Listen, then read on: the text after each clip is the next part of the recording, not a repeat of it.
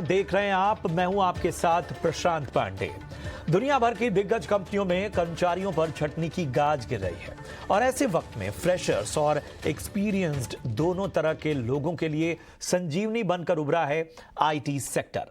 जी हां, स्वदेश आवर में आज इसी पर हम चर्चा करेंगे, जहां एक और Amazon, फ्लिपकार्ट जैसी दुनिया भर की तमाम बड़ी कंपनियां मंदी से बचने के लिए कॉस्ट कटिंग का सहारा ले रही हैं, यानी कर्मचारियों को बाहर का रास्ता दिखा रही हैं।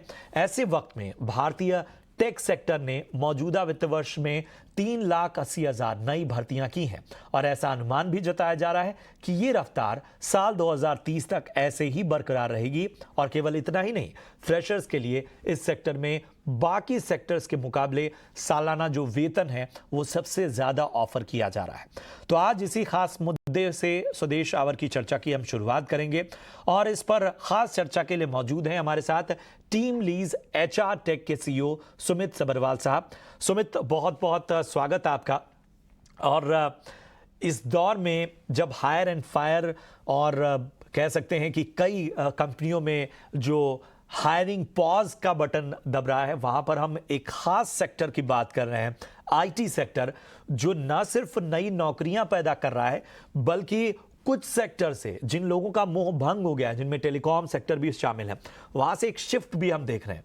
तो आखिर इसकी वजह क्या है? प्रशांत, जो आईटी सेक्टर है इंडिया का बहुत ही स्ट्रॉन्ग फंडामेंटल पे है। आईटी सेक्टर में अगर हम देखें जो निवेश हो रहा है इस क्वार्टर में ही, प्रशांत, वो 651 करोड़ से ज्यादा का निवेश सिर्फ इस क्वार्टर में ही हो रहा है। तो इसकी वजह से काफी सारी हमारे आईटी सेक्टर में यूनिकॉर्न्स भी बन रहे हैं। और जब इतना इतना ज्यादा निवेश हो रहा है, इतनी कंपनियां बढ़ रही हैं इतनी गति से, तो जो नई स्किल्स हैं आईटी सेक्टर की, जैसे एडवांस एनालिटिक्स हो गया या आर्टिफिशियल इंटेलिजेंस हो गया और मशीन लर्निंग हो गया या क्लाउड सर्विसेज हो गया, इसका बहुत ज्यादा डिमांड एकदम आ गया है। इसकी वजह से काफी ज्यादा आईटी सेक्टर में रुझान है नौकरियों का इंडिया में इस टाइम पे। समझना चाहेंगे, आईटी सेक्टर एक गहरा समंदर है और यहां पर आप जिस तरह से कह रहे हैं नौकरियों की एक तरह से भरमार नजर आ रही है, लेकिन किस तरह के प्रोफेशनल्स में दिलचस्पी जो है वो कंपनियों की बढ़ रही है? और क्या, जैसे मैंने कहा कि टेलीकॉम से एक शिफ्ट नजर आया है, तो क्या एक फ्लेक्सिबिलिटी भी है कि कई सेक्टर्स में जो काम करने वाले युवा हैं, यहाँ एडजस्टमेंट उनका बेहतर हो रहा है? बिल्कुल। अगर हम टेलीकॉम से कंपेयर करें इसको, प्रशांत, तो ये जैसे स्किल्स रहती है आईओटी जो टेलीकॉम में आई थी काफी थोड़े टाइम पहले, या फिर आर्टिफिशियल इंटेलिजेंस या मशीन लर्निंग जो टेलीकॉम में आया था पहले, तो ये जो स्किल्स हैं, बेसिक स्किल्स जो हैं, ये मिलती जुलती स्किल्स हैं। तो अगर किसी व्यक्ति को ये स्किल्स आती हैं या किसी प्रोफेशनल को ये स्किल्स आती हैं, तो वो आसानी से आईटी सेक्टर में अपने आप को थोड़ा सा और अपनी स्किल्स का बढ़ोतरी करके वो आईटी सेक्टर में आराम से जा सकता है। इसलिए हम लोग ये देख रहे हैं कि जैसे टेलीकॉम सेक्टर में भी 5G का रोल आउट हो रहा है अभी, थोड़े से क्षेत्रों में 5G आ गया है, पूरे भारत में 5G को पूरी तरीके से आना है अभी। तो काफी ज्यादा ट्रेनिंग जो टेलीकॉम सेक्टर ने एक टाइम पे अपने एम्प्लॉयज को दी थी, उस ट्रेनिंग को यूटिलाइज करके आज वही एम्प्लॉयज आईटी सेक्टर की तरफ जा रहे हैं और बहुत ही अच्छी सैलरीज में और बहुत ही अच्छे पदों पे भी जा रहे हैं, प्रशांत। और सुमित, हम समझना चाहेंगे कि किस तरह का सैलरी पैकेज ऑफर किया जा रहा है। पिछले दिनों भी हमने जब चर्चा की थी तो हम आईआईटीज और बाकी बड़े बड़े संस्थानों का जिक्र कर रहे थे, लेकिन उसके बावजूद जिस तरह का डेटा है और उसमें जिस तरह से सामने बातें आ रही हैं कि बड़े पैमाने पर भर्तियां तो हो ही रही हैं, एक बेहतर सैलरी पैकेज भी ऑफर हो रहा है। करेक्ट। तो जहां तक सैलरी पैकेज है, अगर मान लीजिए कि एक डिमांड 94% तक इंटेंट टू हायर है टेलीकॉम सेक्टर से ज्यादा आईटी सेक्टर में, तो उसमें एक double digit salary growth expect कर सकते हैं जब हम शिफ्ट करें। अब सैलरी लेवल जो है वो हर एक के स्किल के ऊपर, हर एक एक्सपीरियंस के ऊपर, अगर वो आईओटी में जाते हैं थोड़ा अलग सैलरी पैकेज है, या फिर मशीन लर्निंग या फिर क्लाउड टेक्नोलॉजी में जाते हैं तो थोड़ा सा हाई सैलरी पैकेज है। तो एक सब स्किल्स के हिसाब से सैलरी पैकेज है, पर जनरली हम देख रहे हैं कि डबल डिजिट ग्रोथ लोगों को मिल रही है जो एक सेक्टर से इस आईटी सेक्टर में इस टाइम पे जा रहे हैं।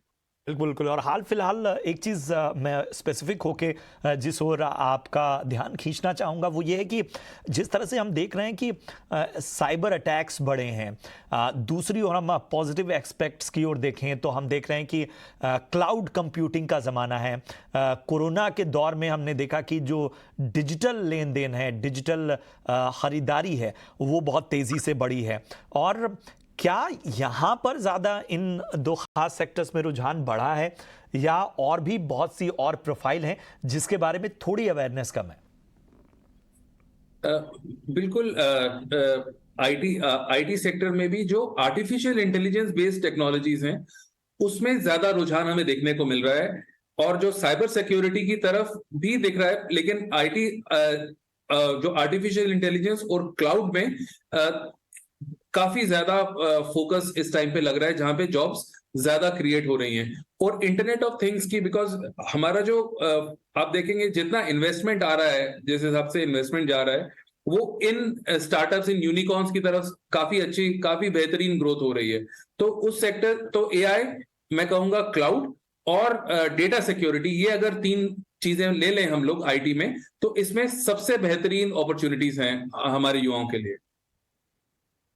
एक अगर हम एक उदाहरण के तौर पर समझना चाहें, कोई बच्चा है जो इस सेक्टर में एक संभावनाओं के तौर पर उसे नज़र आ रहा है, और जिस तरह के डेटा हैं वो संभावनाओं से भरे इस संसार में उसको अट्रैक्ट भी करेंगे, तो उसे किस तरह की तैयारी करनी चाहिए, उसकी पूरी जो कंडीशनिंग होनी चाहिए वो किस तरह की होनी चाहिए, और कंपनियां जो हैं वो क्या क्या स्किल्स और किन किन स्पेशलाइजेशंस की ओर ज़्यादा देखती हैं किसी एक कैंडिडेट में? पहले तो इसमें दो तीन चीजें होती हैं। एक, पहले वो कौन से शहर में है। अगर हम रिपोर्ट्स के हिसाब से देखें तो सबसे ज्यादा जहां पे इंटेंट टू हायर है वो बैंगलोर में है, उसके बाद चेन्नई, और फिर दिल्ली में है। तो एक ज्योग्राफी के हिसाब से भी हम लोग देखें तो इन इन पर्टिकुलर सिटीज में ज्यादा है। उसके बाद अगर हम देखते हैं कि अगर इंफॉर्मेशन टेक्नोलॉजी की अगर पहले किसी ने पढ़ाई की हुई है तो उसके लिए सबसे ज्यादा अपॉर्चुनिटीज रहेंगी। इंफॉर्मेशन टेक्नोलॉजी और सेल्स, ये दोनों जो फंक्शंस हैं प्रशांत, ये सबसे ज्यादा डिमांड में है। दोनों इंफॉर्मेशन टेक्नोलॉजी हमारे रिपोर्ट के हिसाब से 93% इंटेंट टू हायर है, और सेल्स की जो स्किल है वो 91% हायर है। उसके बाद बाकी सब स्किल्स आती हैं, जो कि इंजीनियरिंग हो गया, वो सब 80% और 80% से नीचे हैं। तो सबसे ज्यादा जरूरी यह है कि हम उन स्किल्स की तरफ जाएं जहां पे अपॉर्चुनिटीज ज्यादा हैं, उन शहरों की तरफ जाएं जहां पे हमारे पास जॉब क्रिएशन बहुत ज्यादा हो रही है इस टाइम के ऊपर। तो ये दो तीन फैक्टर्स हैं जो किसी भी विद्यार्थी को या किसी भी युवा को अपने माइंड में रखना चाहिए स्किल्स लेने के लिए। और अब आईटी सेक्टर में भी अगर हम सब सेगमेंट करते हैं तो जैसे मैंने बताया, एआई हो गया, क्लाउड हो गया, और डेटा सिक्योरिटी हो गया, इस तरफ काफी ज्यादा डिमांड पिछले क्वार्टर में बढ़ी, अगर हम पिछले 90 से 180 दिन की बात करें तो। बिल्कुल बिल्कुल। और बहुत अहम बात आपने कही कि एक ट्रेंड जो है वो आईटी सेक्टर में जो नौकरियों का है वो हमेशा से बेहतर पहले भी रहा है, लेकिन ये जो रुझान है वो ये बताते हैं कि एक तरह का जो कह सकते हैं कि ये पूरी जो इंडस्ट्री है, पूरा जो सेक्टर है, वो खुली बाहों से प्रोफेशनल्स चाह रहा है, और उस हिसाब से उन डिमांड्स को मैचअप करना भी बड़ी जिम्मेदारी है। तो इस नज़रिए से क्या देख रहे हैं, क्या भारत उस डिमांड को पूरा कर पा रहा है, उतने बड़े पैमाने पे हम प्रोफेशनल्स दे पा रहे हैं? हाँ, अभी बिल्कुल। इसमें क्या हो रहा है, ऑल्दो आईटी सेक्टर में प्रोफेशनल्स आ रहे हैं, पर ये जो काफी सारे जो प्रोफेशनल्स हैं ये दूसरे सेक्टर्स को छोड़ के आईटी सेक्टर में आ रहे हैं। जैसे हमने बताया टेलीकॉम से छोड़ के आईटी में आ रहे हैं। तो अभी टेलीकॉम में क्या हुआ है, अट्रीशन जो है वो काफी ज्यादा बढ़ गया है। तो अभी जो बाकी जो युवा थे उनको टेलीकॉम में भी अपॉर्चुनिटीज मिलनी शुरू हो रही हैं। जैसे जैसे हमारे इन्वेस्टमेंट्स बढ़ रहे हैं टेलीकॉम में, जैसे जैसे 5G रोल आउट और ज्यादा बढ़ रहा है इसके अंदर। तो आईटी सेक्टर में तो डेफिनेटली लोगों को अपॉर्चुनिटीज मिल रही हैं, हमारे युवाओं को मिल रही हैं अपॉर्चुनिटीज, हम लोग आपूर्ति कर पा रहे हैं, पर उसकी वजह से दूसरे सेक्टर्स में काफी ज्यादा एट्रिशन बढ़ गया है प्रशांत इस टाइम पे।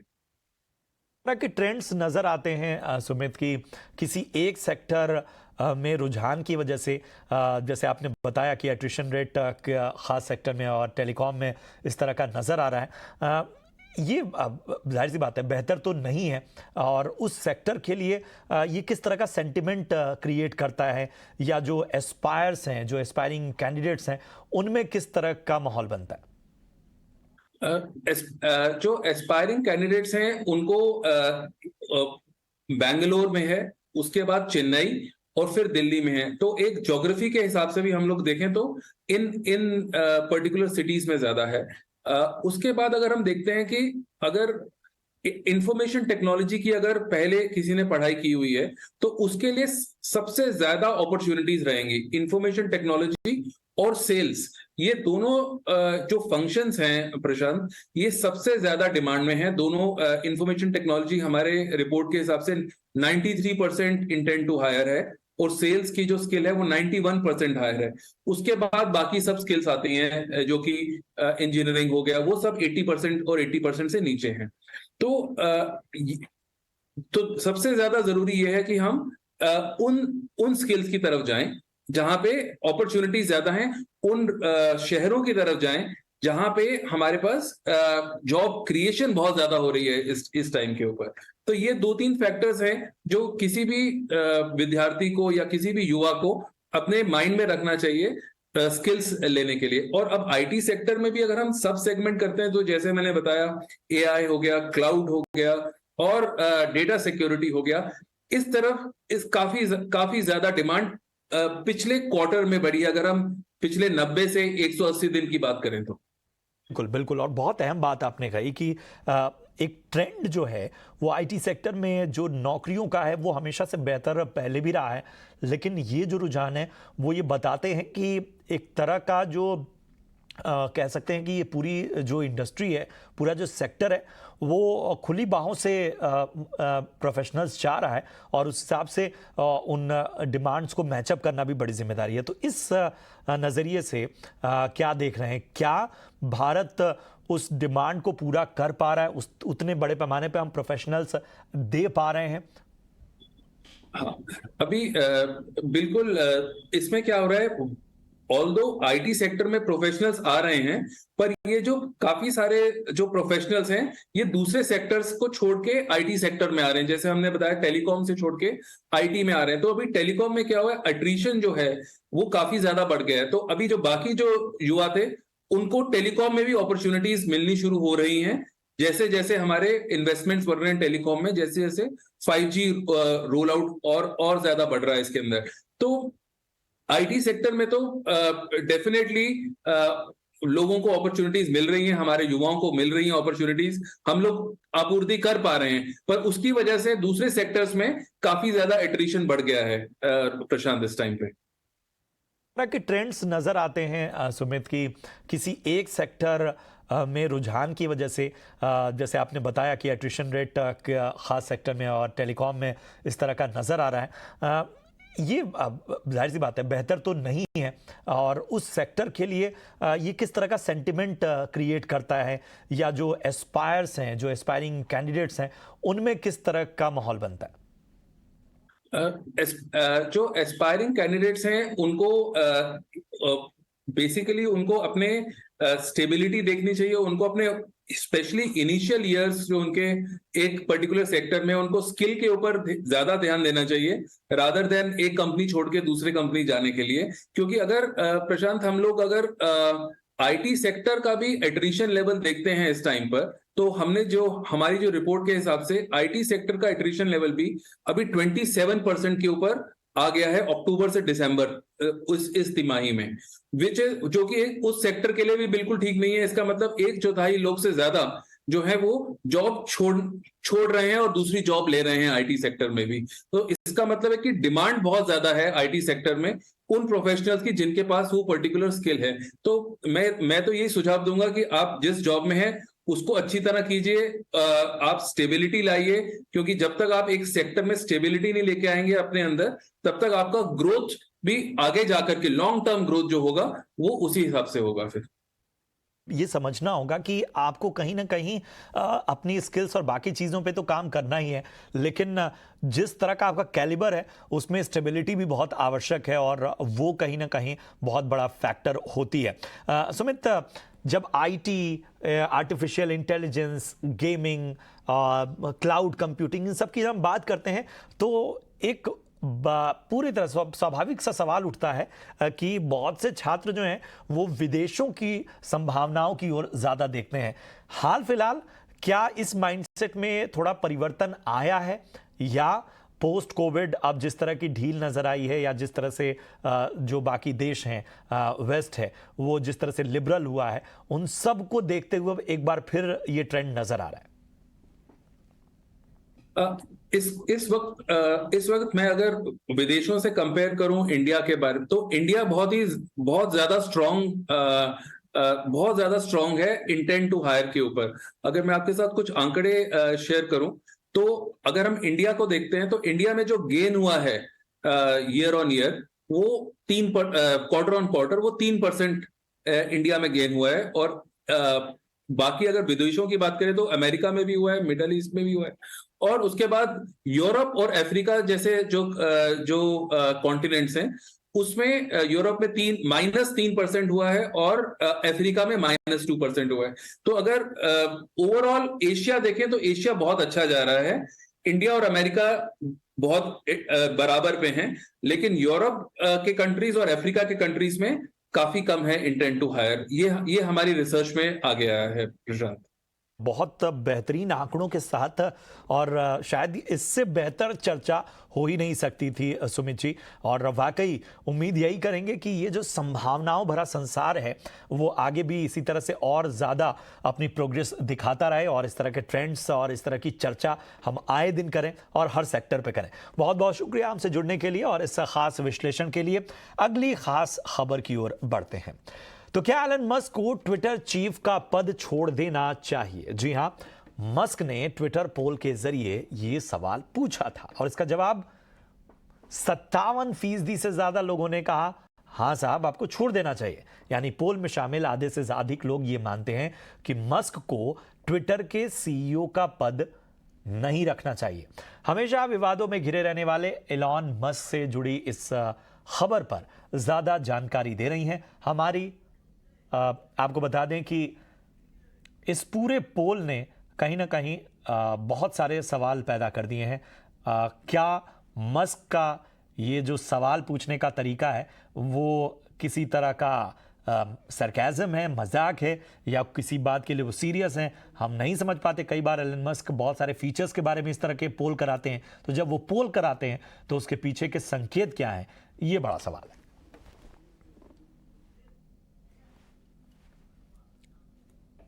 हाँ, ट्विटर के नए ओनर इलॉन मस्क ने ट्विटर पर ही एक पोल स्टार्ट किया था देर कल रात को, जो कि आज ख़त्म हो गया। उसके फाइनल रिजल्ट्स पोल के ये हैं कि उनका जो क्वेश्चन था कि क्या उनको हेड ऑफ ट्विटर के तौर पे से स्टेप डाउन यानी रिज़ाइन कर देना चाहिए, उसमें से 57% लोगों ने बोला है कि हाँ, आपको ट्विटर के हेड के तौर पे स्टेप डाउन कर देना चाहिए। नाउ इसके ऊपर काफ़ी लोगों ने काफ़ी रिएक्शंस दिए हैं। काफ़ी लोगों ने कहा है कि थोड़ा अटपटा सा है, गिमिकी सा लग रहा है कि वो सिर्फ वो फ्री स्पीच के नाम पे लोगों को विश्वास दिलाने के लिए कि हाँ, ट्विटर की रेन एक्चुअली आपके हाथों में है, जो ट्विटर यूज़ करते हैं वो ही ट्विटर के इंपॉर्टेंट डिसीजंस ले रहे हैं। काफ़ी लोगों को ये थोड़ा खेल का अंदाज़ा लग रहा है। पर ऑल्सो इसमें इम्पोर्टेंट बात यह है कि अगर वो सीईओ की तरह स्टेप डाउन कर भी लें, वो चेयरपर्सन फिर भी रहेंगे। ट्विटर के डे टू डे मैनेजमेंट में वो एज अ सीईओ इन्वॉल्व नहीं रहना चाहते। उनके पास और भी कंपनियां हैं, टेस्ला, स्पेसएक्स, स्टारलिंक, तो वो शायद उस सीईओ के पोजीशन से स्टेप डाउन कर ले, लेकिन वो चेयरपर्सन तो फिर भी रहेंगे। जो इम्पोर्टेंट पॉलिसी डिसीजंस होंगे ट्विटर के, उसमें फिर भी उनका काफ़ी से रहने वाला है। अनदर इम्पोर्टेंट स्पेकुलेशन जो इसमें से निकला है वो ये है कि कल Elon Musk world cup final देखने फुटबॉल के कतार में थे और उनके सऊदी और कतारी इन्वेस्टर्स काफ़ी थे जिन्होंने उनको ये $44 बिलियन की डील क्लोज करने का मौका दिया था। तो ऐसा हो सकता है उनकी टाइमिंग ऑफ द ट्वीट देखते हुए कि शायद उस समय पे उनको अपने इन्वेस्टर्स के मीटिंग के बाद ये उन्होंने उनको कहा होगा कि आप ट्विटर सीईओ के तौर पे शायद अब टाइम आ गया है कि आपको स्टेप डाउन करना चाहिए। अब of course he also tweeted be careful what you wish for. तो अब जब ज़्यादा जनों ने कहा है कि उनको ट्विटर के हेड के तौर पे नहीं रहना चाहिए, तो ऐसा काफ़ी पॉसिबल है कि वो अब ट्विटर सीईओ नहीं रहेंगे, पर चेयरपर्सन अभी भी वो ही रहेंगे। तो चलिए देखते हैं क्या होता है आगे और इस स्टंट के पीछे की आखिर मंशा क्या है। इधर क्रिसमस और न्यू ईयर के पहले आसमान छूते महंगे हवाई किराए का मुद्दा आज संसद में फिर उठा। राज्यसभा में महंगे एयरफेयर के सवाल का जवाब देते हुए एविएशन मंत्री ज्योतिरादित्य सिंधिया ने कहा कि कई फैक्टर्स की वजह से हवाई टिकटों के दाम बढ़े हैं। उन्होंने कहा कि कोरोना काल के बाद हालात बदल चुके हैं, ग्लोबल बाजार में एयर टर्बाइन फ्यूल के दाम बढ़ गए हैं, डिमांड भी बढ़ी है। ATF, which is a very important ingredient as a raw material, air turbine fuel, almost close to about 50% of a carrier's cost structure, has gone up from pre-COVID between 35,000 to 40,000 rupees a kiloliter to today's level of 1,17,000 rupees a kiloliter. So there's been almost a 2.5x jump in the main raw material in your cost structure, which comprises of almost 50%. That too has an effect on fares. And finally, sir, the civil aviation sector functions on what is called as a reservation bucket designator, RBDs, where if you book very far in advance, you will get very, very low fares. But as the plane keeps filling up, the fares certainly do go up, and that is an international practice that is followed all across the world. और महंगे airfare से लोगों को कैसे मिलेगी राहत, इस मुद्दे पर ज्यादा जानकारी दे रहे हैं हमारे सहयोगी समीर दीक्षित। समीर, प्राइसिंग कैप हटने के बाद लगातार टिकटों के दाम बढ़े हैं और जाहिर सी बात है ये चिंता का विषय है। देश के अहम हवाई रूट पे फिलहाल जो हवाई किरायों में बेतहाशा बढ़ोतरी हुई है, इसको लेकर के संसद में एक प्रश्नकाल में केंद्रीय एविएशन मंत्री ज्योतिरादित्य सिंधिया ने लगभग पूरी स्थिति का बचाव करते हुए कहा कि एविएशन सेक्टर एक सीजनल बेस्ड सेक्टर है, यानी कि साल के कुछ समय डिमांड बहुत ज़्यादा होती है जबकि कुछ महीने ऐसे होते हैं जब डिमांड बहुत कम होती है। लिहाजा जब डिमांड ज़्यादा होती है तब हवाई किरायों में ये बढ़ोतरी देखने को मिलती है। मसलन जो अक्टूबर से फरवरी तक का जो समय होता है, इसमें छुट्टियाँ ज़्यादा होती हैं, शादियों का सीज़न भी होता है, इसलिए ट्रैवलिंग ज़्यादा होती है और इस समय में आपको हवाई किराए बढ़े हुए नजर आते हैं। जबकि जब डिमांड कम होती है, लीन सीजन जिसको कहा जाता है, तब हवाई किरायों में नरमी देखी जाती है। यही नहीं, एटीएफ यानी कि हवाई ईंधन जो कि किसी भी एयरलाइन के ऑपरेशनल कॉस्ट का लगभग 50% एक अहम पहलू होता है, इसको लेकर के भी केंद्रीय मंत्री ने स्थिति साफ करी कि कोविड काल से पहले हवाई ईंधन जो कि 40,000 रुपये प्रति किलोलीटर के आसपास उसके दाम थे, वो कोविड काल के बाद फिलहाल वो 1 लाख रुपये प्रति किलोलीटर का आंकड़ा पार करके हैं, जिसके चलते एयरलाइन के ऑपरेशनल कॉस्ट में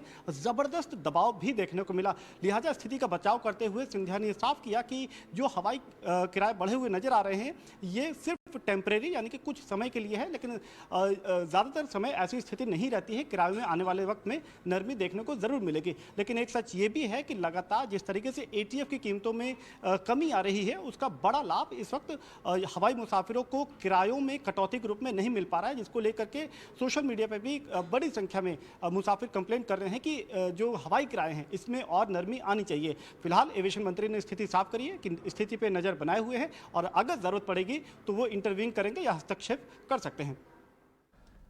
बढ़ते हैं आगे। बैंकिंग सर्विसेज के साथ ग्राहक को अपना इंश्योरेंस प्रोडक्ट खरीदने के लिए मजबूर करने वाले सरकारी बैंकों को लेकर केंद्र सरकार ने सख्त रुख अपना लिया है। ईटी नाउ स्वदेश को मिली एक्सक्लूसिव जानकारी के मुताबिक बैंकिंग चैनल के जरिए इंश्योरेंस की बढ़ती शिकायतें और सीवीसी की चिंताओं के बाद वित्त मंत्रालय ने सभी सरकारी बैंकों को जबरन इंश्योरेंस प्रोडक्ट न बेचने की हिदायत दी है। पूरी खबर बता रहे हैं हमारे सहयोगी अनुराग शाह। वित्त मंत्रालय के द्वारा सरकारी बैंकों के मुखिया को एक चिट्ठी लिखी गई है और उन्हें इंश्योरेंस सेक्टर के अंदर जो मिस सेलिंग हो रही है बैंकिंग चैनल के जरिए, बैंक इंश्योरेंस पार्टनर के जरिए, उसकी अवगत कराया गया और हिदायत दी गई है कि बैंकों का जो फोकस है वो बैंकिंग कारोबार पे ज़्यादा रहे और जो बैंकिंग का स्टाफ है जो टारगेट पूरा करने के लिए इंश्योरेंस की मिस सेलिंग कर रहा है उससे बैंकों को बचना चाहिए। चिट्ठी में ये भी बताया गया है कि सीवीसी के द्वारा, सेंट्रल विजिलेंस कमीशन के द्वारा भी जो चिंता जाहिर की गई है, जो इंसेंटिव जुड़े हुए हैं बैंकिंग पार्टनर के जरिए इंश्योरेंस बेचने में, जिससे जो बैंकिंग कर्मचारियों का जो फोकस है वो अपने कोर बिजनेस से शिफ्ट होकर इंश्योरेंस पे भी थोड़ा बहुत आ रहा है, तो वहाँ पर जो सीवीसी की चिंता है उससे भी अवगत कराया गया है इस चिट्ठी में। और बैंकों को कहा गया है कि वो मिस सेलिंग जो होती है इंश्योरेंस की उससे बचे और अपना जो कोर बिजनेस है उस पर ज़्यादा फोकस करे, क्योंकि जो शिकायतें आ रही थी इंश्योरेंस ओम्बुड्समैन के पास, जो वित्त मंत्रालय के पास शिकायत आ रही है इंश्योरेंस कारोबार के अंदर जो मिस सेलिंग हो रही है बैंकिंग चैनल के जरिए, तो वहाँ पर है वित्त मंत्रालय ने एक ऑब्जेक्शन लेते हुए सभी सरकारी बैंकों को चिट्ठी लिखी है और इस तरह की जो बैंकिंग चैनल के जरिए मिस सेलिंग हो रही है उससे बचने के लिए कहा गया है। आगे मंगलवार को मार्केट रेगुलेटर सेबी की अहम बोर्ड बैठक होने वाली है। किन मुद्दों पर होगा फोकस, बता रहे हैं हमारे सहयोगी अंकुर मिश्रा। जी हाँ, सेबी की एक महत्वपूर्ण बैठक होने वाली है मंगलवार को और हमें जो जानकारी मिली है उसके मुताबिक जो इम्पोर्टेंट एजेंडा है इस बार वो बायबैक नॉर्म्स के बदलाव को लेकर डिस्कशन है। अभी तक दो तरीके होते हैं बायबैक्स के, एक तो टेंडर ऑफर और दूसरा ओपन मार्केट। हमें जो जानकारी मिली है उसके मुताबिक सेबी का पक्ष यही है कि ओपन मार्केट परचेज रूट को सेबी फेज आउट करना चाहता है। इसीलिए इस बार की बोर्ड बैठक में जो पहले डिस्कशन पेपर में फ्लोट आउट हुआ था उस पर कंसिडरेशन हो सकती है। इसके अलावा अगर लिस्टेड कंपनीज के डिस्क्लोजर नॉर्म्स की बात करें तो वहां पर थोड़ी सी टाइटनिंग हो सकती है। जो लिस्टेड कंपनीज हैं उनको बोला जा सकता है कि पहले जो 24 घंटे में उन्हें इंफॉर्मेशन देनी पड़ती थी इंपॉर्टेंट, अब वो सिर्फ 12 घंटे में जो पार्टिसिपेंट्स हैं उनको दें। इसके अलावा टॉप 52 जो लिस्टेड कंपनीज हैं उनके लिए अलग से नॉर्म्स भी आ सकते हैं। मटीरियलिटी डिफाइन हो सकती है कि किस तरीके की इंफॉर्मेशन पे उन्हें जानकारी देनी है। तो ये सारे जो कंसिडरेशंस हैं वो बोर्ड बैठक में हो सकते हैं। इसके अलावा एक महत्वपूर्ण कंसिडरेशन ईएसजी नॉर्म्स को भी लेकर हो सकता है, क्योंकि यहाँ पर जो रेटिंग्स हैं जो कंपनियां ईएसजी रेटिंग्स देती हैं उसमें यूनिफॉर्मिटी नहीं है, तो वहाँ पर एक स्टैंडर्डाइजेशन हो सकता है और उस पर भी डिस्कशन इस बार की जो सेबी की बोर्ड बैठक है उस पर हो सकती है। चले बढ़ते हैं आगे। एनएसई के एमडी और सीईओ आशीष चौहान के मुताबिक खराब ग्लोबल हालात के बावजूद आर्थिक मोर्चे पर भारत का प्रदर्शन काफी बेहतर रहा है। एनएसई के एमडी और सीईओ बनने के बाद आशीष चौहान से हमारे सहयोगी विश्व मोहन से पहली बार खास बातचीत हुई। इस बातचीत में उन्होंने कहा कि एसआईपी के आंकड़ों में बढ़ोतरी आगे भी जारी रहेगी। आशीष चौहान ने और क्या कुछ कहा, आपको इस खास इंटरव्यू में दिखाते हैं। 22 में जिस तरह के चैलेंजेस थे रूस यूक्रेन युद्ध के बाद से, सप्लाई चेन की दिक्कतें थी, 2020-21 में हमने देखा कोरोना की दिक्कत थी, तो उन तमाम चैलेंजेस के बाद भी इंडिया की ग्रोथ स्टोरी इंटैक्ट लग रही है। 2023 को लेकर आपका क्या आउटलुक है? जिससे 2020-21-22 विश्व के लिए काफ़ी ख़राब रहे, उसके अंदर भी भारत एक तरह से उभर के आया। तो मुझे लग रहा है कि जो जितनी भी कमियां थी, खामियां थी, जितनी भी समस्याएं थी, वो धीरे धीरे सुलझ रही है विश्व में भी। और उसकी वजह से, और भारत की अपनी जो लॉजिस्टिक्स की इश्यूज़ हो या फाइनेंस के इश्यूज़ हो, वो भारत में नहीं हुए हैं। तो मुझे लग रहा है कि आगे जाकर भी भारत की जो खुद की वजह से जो ग्रोथ होता है, खुद कंजम्पशन की वजह से या इंफ्रास्ट्रक्चर की वजह से, वो आगे बढ़ते रहेगा। जो जीएसटी का जो अच्छा इम्प्लीमेंटेशन हुआ है, जो बाकी सब ऑटोमेशन, जो ई गवर्नेंस का अच्छा इम्प्लीमेंटेशन हुआ, उसका जो लाभ है अगले 20-50 साल तक भारत को मिलेगा, जो विश्व में मुझे लग रहा है सबसे बेहतर एक तरह से इंफ्रास्ट्रक्चर, सॉफ्ट इंफ्रास्ट्रक्चर जिसको मैं कहता हूँ, वो अभी पिछले 8-10 सालों में बना है और वो भारत को बहुत आगे ले जाएगा। और जो विश्व में समस्या दिख रही, जैसे चाइना में रियल एस्टेट के इश्यूज है जिसकी वजह से उनका ग्रोथ रेट कम होगा, या वहाँ पर अभी भी कोविड की समस्या चल रही है तो उसका जो ग्रोथ रेट कम होगा उसका थोड़ा सा एक असर यहाँ पर पड़ भी सकता है, क्योंकि थोड़ी चीज़ों के दाम बढ़ सकते हैं। लेकिन और जैसे अमेरिका या यूरोप में इंटरेस्ट रेट बढ़ रहे हैं तो वहाँ पर डिमांड कम होने की संभावना है। बट हमारा जो खुद का जो ग्रोथ है, हमारा जो आगे भी वो करते रहेगा। और बिकॉज ये जो चीज़ें इतनी अच्छी सुलझ गई है, जीएसटी वगैरह, और जो कोविड की समस्या से भी हम ठीक ठाक खरे उतरे, तो मुझे लग रहा है आगे जा कर के काफ़ी अच्छे अच्छे आसार लग रहे हैं। ओके सर, जिस तरह का इक्विटी एसआईपी इन्फ्लोज वगैरह देखने को मिल रहा है, साथ ही जिस तरह से एफआईआईज की भी बाइंग अब वापस से शुरू हो गई है, क्या ये कंटिन्यू होता दिख रहा है आपको 2023 में भी? नहीं, ज़रूर। देखिए, इवन कोविड के दौरान एसआईपीज वगैरह जारी रहे और बढ़ते गए। उसके ऊपर जब फॉरेनर्स, जो फॉरेन इंस्टीट्यूशनल इन्वेस्टर्स होते हैं, उन्होंने पैसे निकाले बिकॉज उनको विश्व में लग रहा था कि मंदी आएगी। उस समय भी भारत के जो रिटेल निवेशक थे, उन्होंने अपने पैसे भारत के अंदर डालने कंटिन्यू रखे। और अभी तक पहली बार ये हुआ है पूरे स्टॉक मार्केट के इतिहास में, 1993-4 के जब फॉरेनर्स पैसे निकालते थे तो भारत के जो शेयर मार्केट बहुत ज़्यादा गिर जाते थे। इस बार ये नहीं हुआ, क्योंकि एक तरह से प्रेशर ऑफ रिटेल इन्वेस्टर इतना ज़्यादा है, जो फॉरेन इन्वेस्टर्स के जो निवेश है उससे हावी है, उसके ऊपर हावी हो गया है। और एक तरह से पहले हमारे जो रिटेल जो सेवर्स हैं, करीब 30% इंडिया का जीडीपी सेव होता है, रिटेल के हाथ में होता है, तो वो स्टॉक मार्केट में निवेश नहीं करते थे। पिछले कोविड के दौरान कई लोगों ने स्टॉक मार्केट में निवेश किया, उनको अच्छा रिजल्ट मिला। तो मुझे लग रहा है कि आगे जाकर भी वो निवेश करते रहेंगे म्यूचुअल फंडों के द्वारा, खुद के द्वारा। हालांकि जो स्पेक्यूलेशन जिसको कहते हैं, जिसको सट्टा कहते हैं, वो नहीं करना चाहिए। सुबह खरीद के शाम को नहीं बेचना चाहिए, या ऑप्शंस में ज़्यादा ट्रेडिंग नहीं करनी चाहिए, और लंबी अवधि के लिए निवेश करना चाहिए। लेकिन मुझे लग रहा है निवेश जरूर भारतीय कंज्यूमर, भारतीय सेवर जो है, वो अब फाइनेंशियलाइज की तरफ आ रहा है। पहले गोल्ड वगैरह में पैसे डालते थे, रियल एस्टेट में डालते थे, जहाँ पर लिक्विडिटी भी कम है और रिटर्न्स भी ज़्यादा नहीं है। जबकि स्टॉक मार्केट में आपके पास लिक्विडिटी भी ज़्यादा है, रिटर्न्स की भी अच्छी उम्मीद रहती है। तो मुझे लग रहा है आगे जाकर भी रिटेल निवेशक स्टॉक मार्केट की तरफ ज़्यादा झुकाव रहेगा। और जल्दी ही 3 अहम बिल पास होने वाले हैं। इस पर केंद्रीय मंत्री अश्विनी वैष्णव से हमारे सहयोगी समीर दीक्षित ने खास बातचीत की। इस बातचीत में अश्विनी वैष्णव ने कहा कि मॉनसून सत्र में तीनों बिल्स के पास होने की संभावना है। उन्होंने कहा कि यूपीआई डिजिटल इंडिया का सबसे सफल उदाहरण है। केंद्रीय मंत्री अश्विनी वैष्णव जी हैं, सर धन्यवाद उनसे बात करने के लिए। पहला सवाल यही कि डिजिटल इंडिया में जिस तरीके से आपने कहा कि 3 बिल अहम भूमिका निभाएंगे ग्रोथ स्टोरी के लिए, और 3 बिल के लिए क्या रूपरेखा है, कब तक वो पारित हो पाएंगे, और आप किस तरीके से देखते हैं ये ग्रोथ स्टोरी आगे वाले 4-5 साल में कैसे कर सकती है? जिस तरह से भारत में डिजिटल टेक्नोलॉजीज़ को अडॉप्ट किया है प्रधानमंत्री जी के डिजिटल इंडिया मिशन के अंतर्गत, बहुत बड़ा डिजिटल टेक्नोलॉजी का इकोसिस्टम बना है।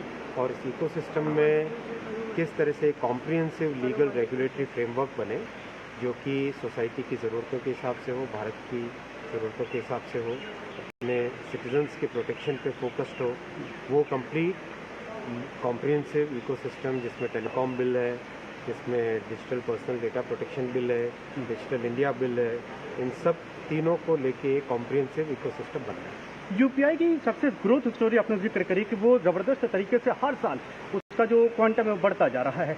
उसके लिए भविष्य में क्या आप देख रहे हैं कि गूगल या फिर सरकार की नीतियाँ और कैसे उसको आगे बढ़ा सकती हैं? यूपीआई में अभी इस लेवल का अडॉप्शन पहुंच गया है कि क्लोज टू 12 लाख करोड़ महीने के माने साल के 144 लाख करोड़। अगर हम जीडीपी के कंपैरिजन में देखें जी सर, तो ये जीडीपी का 55% है, यानी आधी से ज़्यादा जीडीपी हमारी आज यूपीआई के थ्रू ट्रांजैक्शन हो रहा है। ये बहुत बड़ी संख्या है देश के लिए फॉर्मलाइज्ड इकोनॉमी में। और लोगों ने जिस तेज़ी से टेक्नोलॉजी को अडॉप्ट किया है, ये प्रधानमंत्री जी का कन्विक्शन डिजिटल इंडिया के लिए, मेक इन इंडिया के लिए, स्टार्टअप इंडिया के लिए था, वो इससे दर्शाता है। चले बढ़ते हैं आगे। और एक और जहां पूरी दुनिया में मंदी की आहट है, वहीं दुनिया की तमाम बड़ी कंपनियों को निवेश के लिए भारत में मौके नजर आने लगे हैं। दरअसल अब दुनिया की सबसे तेजी से ग्रो करने वाली इकॉनमी भारत में गूगल भी निवेश करने की प्लानिंग कर रहा है, जिसके लिए 75,000 करोड़ रुपए का इन्वेस्टमेंट प्लान बनाया गया है। इसके तहत भारत में डिजिटाइजेशन पर फोकस करने की खबर है। खबर पर ज्यादा जानकारी के साथ हमारे सहयोगी समीर दीक्षित मौजूद हैं। समीर, बताएं किस तरह की तैयारी और इन्वेस्टमेंट प्लानिंग में है गूगल? टेक जायंट गूगल ने अपने सालाना इवेंट गूगल फॉर इंडिया में कई नए और शानदार फीचर्स को देश के सामने रखा, जिसके जरिए भारतवासियों का इंटरनेट को इस्तेमाल करना आने वाले वक्त में और आसान होने जा रहा है। लेकिन गूगल ने साफ किया कि पूरा फोकस रहेगा आर्टिफिशियल इंटेलिजेंस और मशीन लर्निंग पर, जिसके जरिए इंटरनेट का इस्तेमाल आपके लिए काफ़ी सरल और आसान हो पाएगा।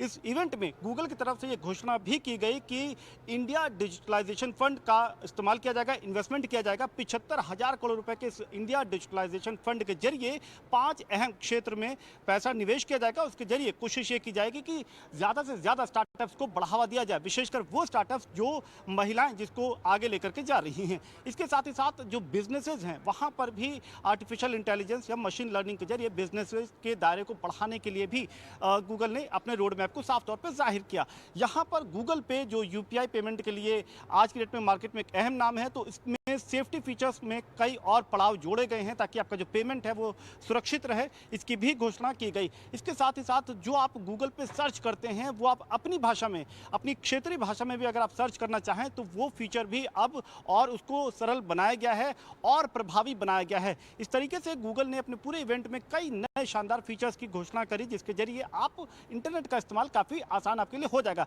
लेकिन इसी इवेंट में एक और आकर्षण का केंद्र था, वो था केंद्रीय मंत्री अश्विनी वैष्णव और गूगल के सीईओ सुंदर पिचाई के बीच में जो संवाद हुआ, जो डिस्कशन हुआ। सुंदर पिचाई ने साफ तौर पे कहा कि डिजिटल इंडिया की जो सक्सेस स्टोरी है वो आने वाले कई सालों तक वो ग्रोथ बनाए रखेगी और उस ग्रोथ के लिए आर्टिफिशियल इंटेलिजेंस एक अहम टूल होगा। जबकि केंद्रीय मंत्री अश्विनी वैष्णव ने साफ किया कि जो 3 अहम बिल हैं, मसलन digital India bill, data privacy bill और इसके साथ जो लोगों को ध्यान में रख करके जो 3 अहम बिल बनाए गए हैं टेलीकॉम सेक्टर में, ये अगले 14 से 16 महीने में ये लागू हो जाएंगे, जिसके जरिए जो डिजिटल इंडिया की जो ग्रोथ स्टोरी है उसको और अधिक बल मिलेगा।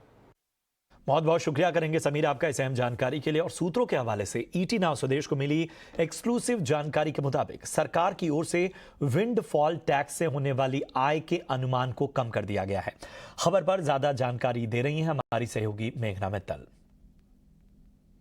विंडफॉल गेन्स टैक्स याद रखिए 1 जुलाई को इम्प्लीमेंट हुआ था और उस समय जो ग्लोबल क्रूड ऑयल प्राइसेस चल रहे थे वो $112 पर बैरल चल रहे थे और अगर अब की बात करें तो वो लगभग $87 पर बैरल तक आ चुके हैं। क्रैक रेट काफ़ी रिड्यूस हो चुका है, जिसकी वजह से हमने देखा है कि जो विंडफॉल गेन्स टैक्स है वो गवर्नमेंट हर फोर्टनाइट को रिवाइज कर रही है और काफ़ी लो रेट्स आ चुके हैं। इसकी वजह से जो सूत्र जानकारी दे रहे हैं कि जो गवर्नमेंट ने जो एस्टिमेट्स रखे थे विंडफॉल गेन्स टैक्स के रेवेन्यू कलेक्शन के लिए, अब वो एस्टिमेट भी कम हो चुका है। गवर्नमेंट एक्सपेक्ट कर रही है कि इस फाइनेंशियल ईयर में लगभग ₹30,000 करोड़ विंडफॉल गेन्स टैक्स से आना चाहिए। याद रखिए कि मूडीज़ ने जो एस्टिमेट दिया था वो तो बहुत ही ज़्यादा था, ₹94,000 करोड़ के लगभग एस्टिमेट दिया था कि गवर्नमेंट को मिलेगा। हालांकि गवर्नमेंट ने बोला था वो एक बहुत ओवर एस्टिमेशन है, लेकिन जो गवर्नमेंट के एस्टिमेट्स थे उससे भी काफ़ी कम कलेक्शन अब ₹30,000 करोड़ तक इस साल आने की उम्मीद है। जैसे कि हम देखें अगर सेस जो था प्रोडक्शन पर जब वो इम्प्लीमेंट हुआ था वो ₹23,250 पर था पर टन और अब ₹1,700 पर टन पर आ चुका है। तो अगर हम देखें तो 93% रिडक्शन हुआ है सेस ऑन क्रूड प्रोडक्शन पर। और एटीएफ की अगर बात करें तो उसमें भी 75% रिडक्शन हो चुका है उसके टैक्सेस पर। जुलाई 1 से अभी तक जो डीजल के जो विंडफॉल गेन्स टैक्स था उस पर 66% तक रिडक्शन आ चुका है जुलाई 1 से अभी तक। पेट्रोल का जैसे कि हम जानते हैं वो 15 डेज़ के बाद ही हटा दिया गया था, तो काफ़ी जो कम रेट्स हो चुके हैं, इसी की वजह से जो अब एस्टिमेट है वो ₹30,000 करोड़ का विंडफॉल गेन्स टैक्स है। बढ़ते आगे, इंडियन होटल्स के MD and CEO Puneet Chatwal का कहना है कि नए भारत में बेहतर करने को लेकर काफी उत्साह नजर आ रहा है। साथ ही आगे G20 समिट दूसरे बड़े इवेंट से होटल इंडस्ट्री को काफी फायदा होगा। उमंग, उत्साह, चाह, पर उससे भी ज़्यादा जिसे कहोगे आप एक किस्म का कॉन्फिडेंस और एक कि हमें ये करना है और हम कर सकते हैं। ये जो एक चेंज आया है, इसी से इंडिया को बेनिफिट मिल रहा है, इसी से इंडिया में ग्रोथ आ रही है, और इसी से, और ये भी कहना आई थिंक ठीक होगा कि जो भी सेंटर लेवल पे और स्टेट लेवल पे जो गवर्नमेंट्स जो काम कर रही हैं वो बहुत पॉजिटिव डायरेक्शन में काम हो रहा है। उससे हर सेक्टर को मदद मिल रही है, और जब हर सेक्टर में लोग अच्छा करते हैं तो खर्चा कहाँ करेंगे? लोग सिनेमा में जाएंगे, या लोग होटल में जाएंगे, या रेस्टोरेंट्स में जाएंगे, तो ऑटोमेटिक उससे काफ़ी हमें इम्प्रूवमेंट पहले से ज़्यादा नज़र आ रही है। और मैं तो हमेशा बोलता हूँ best is yet to come. वो इसलिए क्योंकि अभी फॉरेन ट्रैवल 1920 के लेवल पे नहीं आया है। जो हमारा जो इनबाउंड जो लोग आते थे इंडिया में, वो उस लेवल पे नहीं पहुंचा है। जिस दिन वो भी आ गया, प्लस ये G20 से अगर जो मीटिंग्स होंगी, उससे जो एक्स्ट्रा रूम नाइट्स और एक्स्ट्रा कॉन्फ्रेंसेस और एक्स्ट्रा मीटिंग्स होंगी, आई थिंक इनसे सबको देखते हुए world cup hockey, world cup cricket, काफ़ी सारे इवेंट्स हो रहे हैं, उससे हमें काफ़ी बैकिंग और बेनिफिट मिलना चाहिए। बढ़ते आगे। फ्यूजन माइक्रो फाइनेंस के MD and CEO Devesh Sachdeva का कहना है कि कारोबार की स्थिति काफी बेहतर है और आगे भी जोखिमों को ध्यान में रखकर ग्रोथ पर फोकस जारी रखेंगे। फ्यूजन हमारा बेसिकली जो हमारा मेन फोकस यही रहता है कि हम रिस्क और ग्रोथ को मैरी करें। अगर आप ये देखेंगे कि ये जो ग्रोथ आई है मेरी 18% की, ये ग्रोथ टिकट साइज से नहीं आई है। मेरा जो डिसबर्समेंट है वो 35,600 कुछ था, वो करीब 36,100 कुछ हुआ। सो ये जो ग्रोथ आई है ये नए कस्टमर को ऐड करके आई है। हम आगे भी जो ग्रोथ लाएंगे, हमारा ये बड़ा क्लियर है कि, और जैसा आपने बोला कि कुछ रिस्क कभी भी नजर आते हैं, we have to very careful. हम उसी तरह से चलेंगे क्योंकि अपॉर्चुनिटी बड़ी है, इसीलिए आपको थोड़ी सी ग्रोथ ज्यादा नजर आती है। बट मैं आपको बताना चाहूंगा ये ग्रोथ पूरी बड़ी कैलिब्रेटेड मैनर से आ रही है। हम अगर आप टॉप 10 कंपनीज में भी देखेंगे, सबसे कम जो लार्जेस्ट टिकट साइज भी हम करते हैं वो सबसे कम है, और मेरा आज भी एवरेज आउटस्टैंडिंग जो है कस्टमर के साथ 25,000 है। तो हम बड़े आराम से बढ़ना चाहते हैं। हम बड़ी फोकस है कि ग्रोथ के साथ साथ हम इसको कंट्रोल कर पाए ग्रोथ का। ऑलवेज मैं हर वक्त वर्ड यूज करता हूं कि it should be control growth. और आइए अब कुछ राजनीतिक खबरों की ओर रुख करते हैं।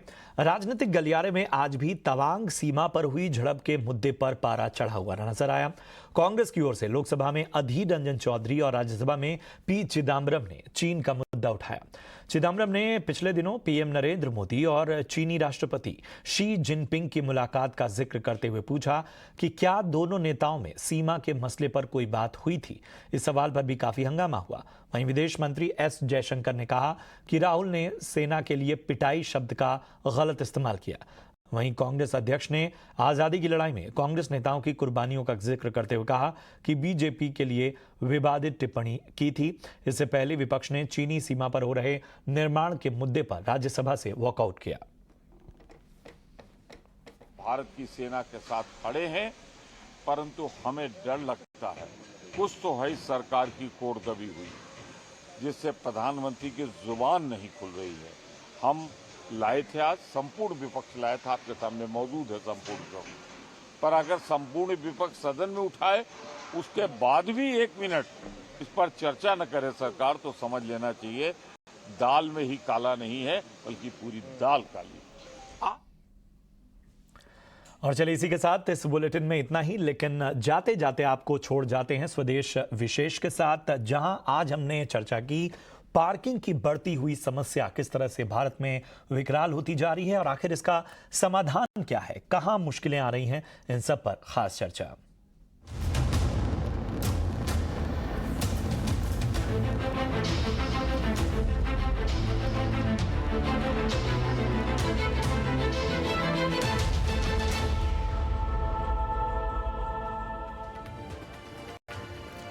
नमस्कार, आप देखना शुरू कर चुके हैं स्वदेश विशेष। मैं हूं आपके साथ प्रशांत पांडे।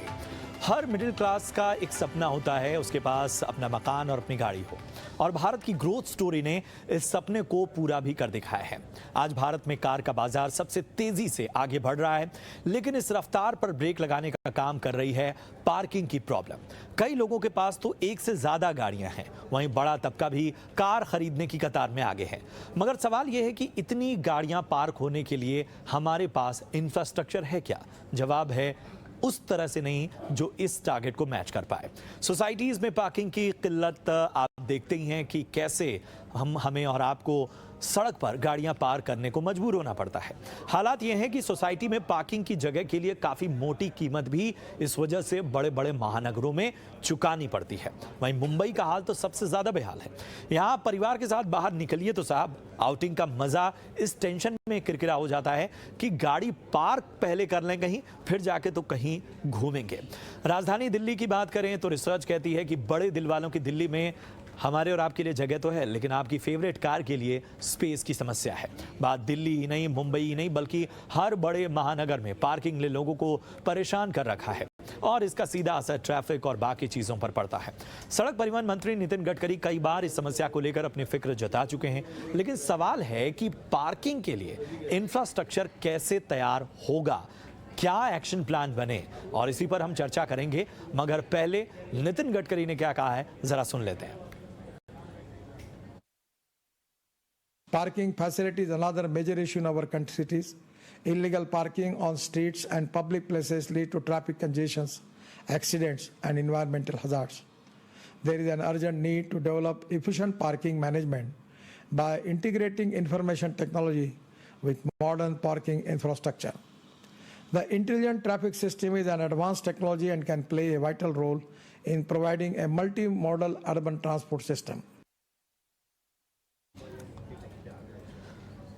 तो साफ तौर पर ये सवाल उठ रहे हैं कि क्या हमारा इंफ्रास्ट्रक्चर इन टारगेट्स को मैच कर पा रहा है? क्या पार्किंग को लेकर जिस तरह की हमारी तैयारी होनी चाहिए वैसी है?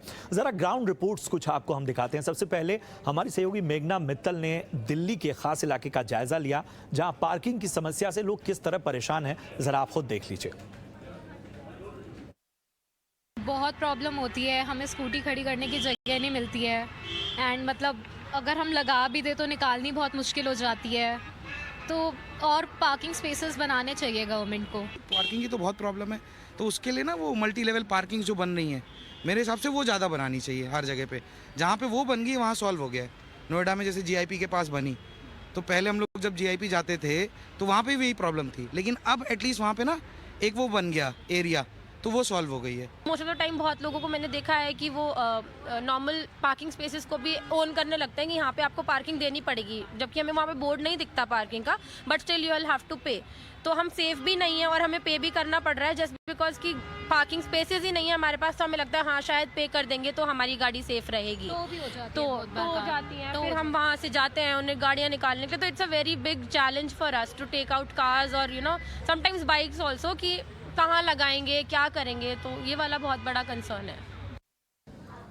और पार्किंग की दिक्कत जिस तरह से दिल्ली में बढ़ रही है, ये समस्या कितनी बड़ी हो रही है, इसका जायजा लिया हमारे सहयोगी प्रकाश प्रियदर्शी ने।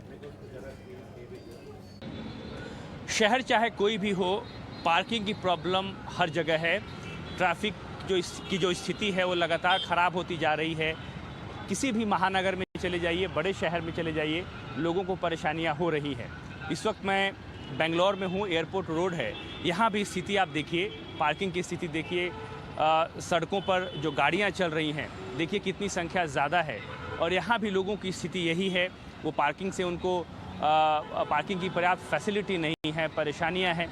दूसरी प्रॉब्लम ये है कि जब आप रिहायशी इलाकों में जाते हैं वहाँ भी ऐसी ही स्थिति है, लोगों के पास घर तो है लेकिन पार्किंग फैसिलिटी नहीं है, या फिर जब उन्होंने घर के कंस्ट्रक्शन कराए तो उसमें पार्किंग फैसिलिटी नहीं बनवाए, जिसकी वजह से एक घर में 4 या 5 गाड़ियाँ हैं, लेकिन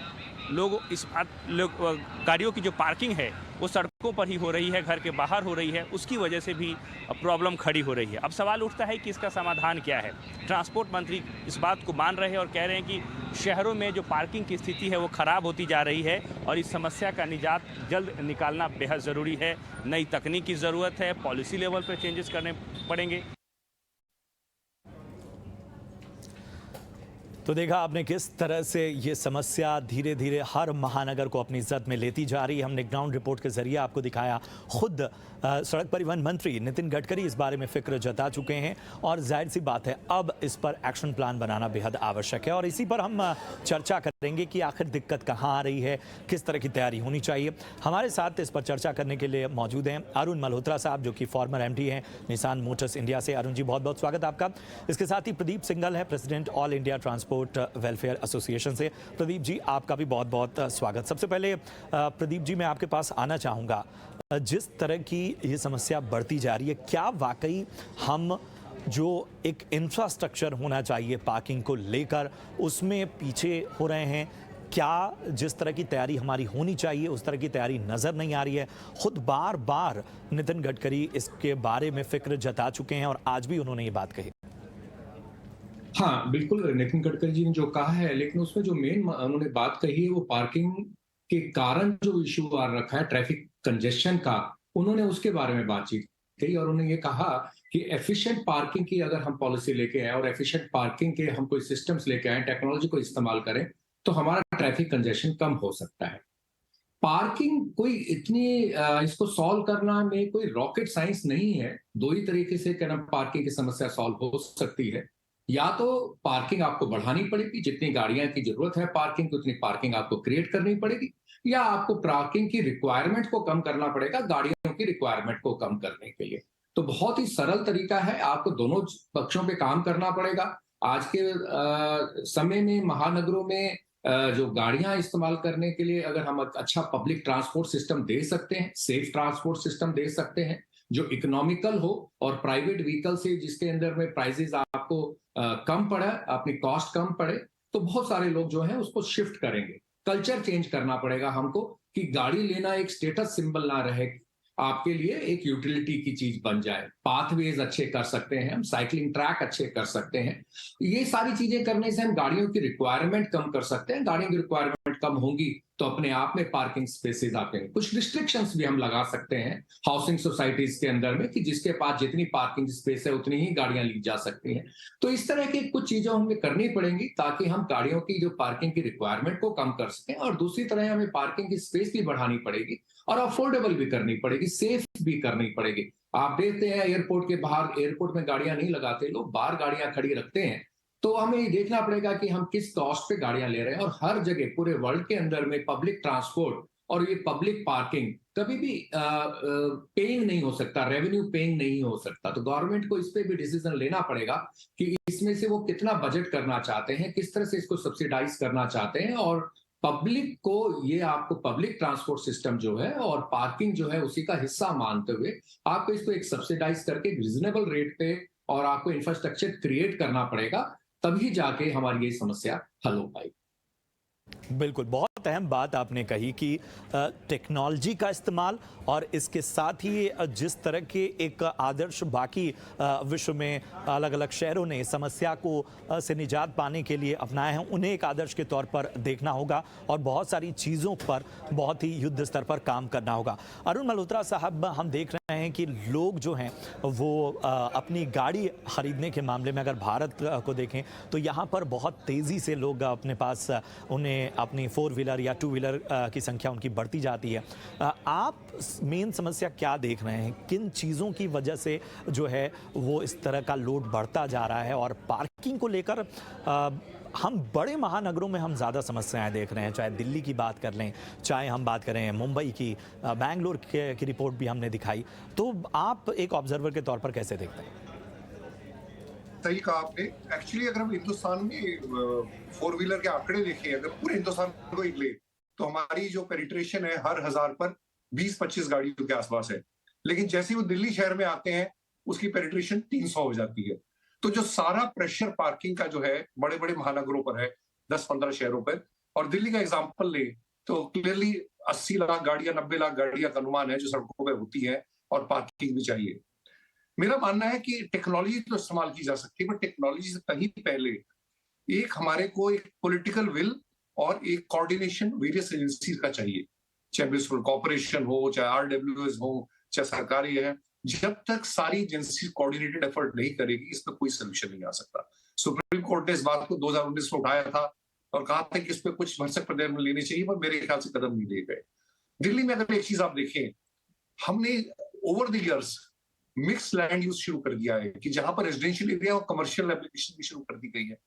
अब वही है कि कॉलोनी में साकेत में जाइए जहां मैं रहता था, वहां 15 बैंक खुले हुए हैं, 4 स्कूल हैं, 6 कुछ और ऑफिस है। अब वहां पर जमघट बहमा रहता है। दूसरा, सब चाहते हैं कि जितनी गाड़ी जितने करीब आ सके, जहां पर वो अपने चाहे ऑफिस जाते हो, चाहे शॉपिंग के लिए जाते हो, और ट्रेडर्स भी चाहते हैं। तो एक जैसा प्रदीप साहब ने कहा कि सोचने का रवैया बदलना पड़ेगा। तो पहली तो ये चीज है कि माइंडसेट बदलना बहुत जरूरी है। दूसरी जो है कि मल्टीपल लेवल पार्किंग बनाई जा सकती है, लेकिन कई बार वो बहुत कन्वीनियंट लोकेशन पे नहीं होती, तो लोगों को पैदल चलने की आदत डालनी पड़ेगी, कहीं जाना पड़ेगा। और तीसरी बात जो कही जा रही है कि भैया लोगों को अपनी पार्किंग का प्रूफ दिया जाना चाहिए तभी उन्हें गाड़ी खरीदने दी जाए, मेरे ख्याल से ये प्रैक्टिकल नहीं है, क्योंकि जो वेल ऑफ लोग होंगे वो प्रूफ भी निकाल लेंगे, पार्किंग भी बाय आउट कर लेंगे। जो बेचारा जिसकी एस्पिरेशन है गाड़ी लेने की 2 पहिया 4 पहिया, वो रह जाएगा। तो एक तो माइंडसेट चेंज करना है, दूसरा वेरियस एजेंसीज को काम करना है, तीसरा मल्टीपल पार्किंग करनी है। और पार्किंग का जो एनफोर्समेंट है ये बहुत स्ट्रिक्ट चाहिए। पार्किंग जो नॉन एरिया में होती है कि हटाई जाए, अलाउ ना किया जाए, एरिया में आप जाइए कहीं पार्किंग अलाउ ना करें जहां पर क्लीन मार्केट प्लेसेस हैं, और थोड़ा लोगों को चलने की आदत डाले। तो इस तरह से अगर कोई प्रयोग किए जाए तो कुछ प्रोग्रेस हो सकती है। अभी तक बड़ा डिसजॉइंटेड एफर्ट हो रहा है और मेरे ख्याल से जमीनी स्तर पे कुछ प्रोग्रेस नहीं हुई है। यही प्रॉब्लम दिल्ली में है, बॉम्बे में है, बेंगलोर में है, चेन्नई में। जैसे अब बच्चे शहरों से बाहर जाते हैं, जो पेनिट्रेशन कम होता है वहां नहीं है। तो इन जगह इसका फोकस चाहिए। बिल्कुल बिल्कुल। और हमारे साथ 2 बेहद और ख़ास मेहमान जुड़ चुके हैं। एलन राव साहब हैं, farmer ACP traffic north Delhi से, बहुत बहुत स्वागत सर आपका। इसके साथ ही राजीव कांकरिया साहब हैं, मेंबर RWA से, आपका भी बहुत बहुत स्वागत। सबसे पहले एलन राव सर, मैं आपके पास आना चाहूँगा। तमाम चीज़ों में हमने समस्याओं की बात करी, लेकिन अगर समाधान की बात करें, और इन सालों में आपने बहुत देखा होगा कि इन चीज़ों पर काम हुआ है, कहाँ हम बेहतर हुए हैं, कहाँ हमें काम करने की ज़रूरत है। सवाल वही है कि समाधान इसका है क्या? देखिए, समस्याएं बहुत है और ये विकट समस्या है, खासतौर से दिल्ली के लिए और दूसरे महानगरों के लिए बहुत समस्या है। ट्रैफिक की, पार्किंग की प्रॉब्लम है, समस्या जरूर है, लेकिन अगर इसमें आप कंसंट्रेटेड एफर्ट सबके देखे जाएं या पॉलिटिकल विल, जब मैं कहता हूं इसको अगर देखा जाए, तो ये समस्या दूर हो सकती है। हमारे पॉलिटिशियंस को या हमारे जो एडमिनिस्ट्रेटर्स हैं या जो पुलिस डिपार्टमेंट है, उनको दूरगामी हमें देखना चाहिए कितनी आगे तक की सोच के प्लानिंग उसी हिसाब से करनी चाहिए। जैसे आपको एग्जांपल मैं देता हूँ, आप सभी कहीं कोई DDA फ्लैट्स में रहते होंगे, वहां पर जब ये बनाए गए थे तो स्कूटर गैराज की एक प्रोविजन दिया गया था, लेकिन आज हर घर में, मैं कहता हूँ एक घर में कम से कम 3-3, 4-4 गाड़ियां हैं, तो वो उसके हिसाब से प्रोविजन नहीं रखा गया। जब यहाँ पे जब ये फ्लैट्स बनाए गए थे या कोई कॉलोनीज बसाई जाती है, तो वहां पर तो एक प्लानिंग पहले से करनी चाहिए, कितने आदमी होंगे, कितने जगह का स्पेस चाहिए। आप अमेरिका और दूसरे वेस्टर्न कंट्रीज में जाइए, वहां पर कोई कमर्शियल कोई एस्टेब्लिशमेंट बनाते हैं, उससे कहीं एरिया डबल से दुगना से तिगुना ज्यादा एरिया पार्किंग के लिए जाता है, वहां कोई प्रॉब्लम होती नहीं है। तो यहाँ पर हमारे यहाँ प्रीमाइसेस तो बहुत बड़े बड़े बना देते हैं, लेकिन उनकी पार्किंग की जगह नहीं होती। ये हमें सोचना चाहिए, पहले ही जब बनाते हैं तो देखना चाहिए। लेकिन अब जो कुछ हो गया, उसके लिए अभी क्या करना है हमें, ये इस पे हमें ध्यान देना है।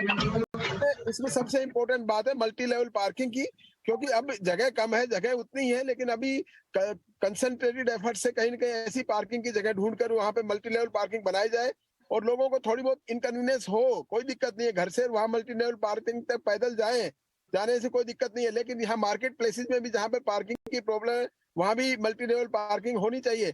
बट समस्या यहाँ ये है कि मल्टी लेवल पार्किंग मैं समझता हूँ हमारे नजदीक है, सरोज नगर में बना रखी है, लेकिन वो इतनी सक्सेसफुल नहीं है, ज्यादा लोग यूज नहीं करते हैं उसको। और कई समस्याएं उन लोगों को, लोग अपने घर के पास रखना चाहते हैं गाड़ी को, या अपने मार्केट प्लेस में अपनी दुकान के सामने गाड़ी खड़ी करना चाहते हैं। तो ये सब कई समस्या है। ये हमारी एक माइंडसेट को चेंज करना हमारी जरूरत है। हर आदमी अपना ये देखे कि ये प्रॉब्लम हमारी, उसकी एक आदमी की नहीं है, टोटल हमारे सारे समाज में ये प्रॉब्लम है। इस प्रॉब्लम को दूर करना हमारा सबका कर्तव्य है और हम सब सिंसियर एफर्ट से अगर करेंगे, कंसंट्रेटेड एफर्ट से करेंगे, सरकार हमारा साथ देगी, तो प्लानिंग करने में कोई दिक्कत नहीं है। प्लानिंग और इम्प्लीमेंटेशन दोनों साथ साथ चलेंगे तो ये समस्या दूर हो सकती है।